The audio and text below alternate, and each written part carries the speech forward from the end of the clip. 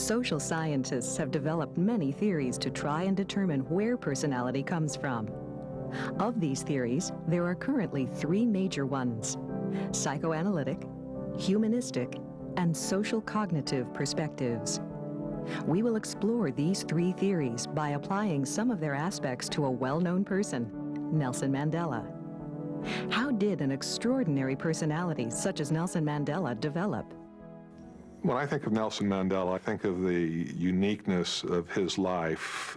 I can't think of anybody else in world history, any part of world history, who went through the kind of transformation that he went through. He was born in 1918 at a time where he's living in a country in which his own people, black Africans, represented well over 80% of the population. Yet they had virtually no political voice. Mandela himself never voted in a government election until 1994. He was in prison from 1964 virtually continuously till 1990. Yet in his own country in 1990, Africans still did not have the vote. It was as if nothing had changed, and in many ways things had gotten much worse. Yet in a mere 4 years from the moment he stepped out of prison, he was president of the country.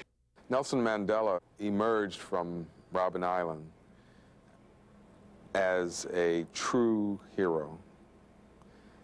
He was a symbol, I think, for a long time, and there was really a concern whether, when he came out of Robben Island, his symbolic stature would be tarnished by the reality of life. But he lived up to his hero status and exceeded, I think, in most people's minds. Was Nelson Mandela born to be a leader, or was it the events and circumstances of his life that shaped him? With regard to personality, it's important to consider the question of heredity and environment. And basically, personality theorists agree across the board that we're all born with some of the elements of personality, but the rest of the elements of personality we learn through our interaction, the interaction that takes place when we express what we're born with, and other people respond to it. There is no one theory that adequately explains all aspects of human personality.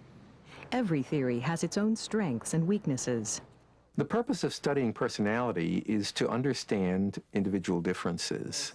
You know, we tend to like to think of people as all the same. We know that's not true, and people are really very different.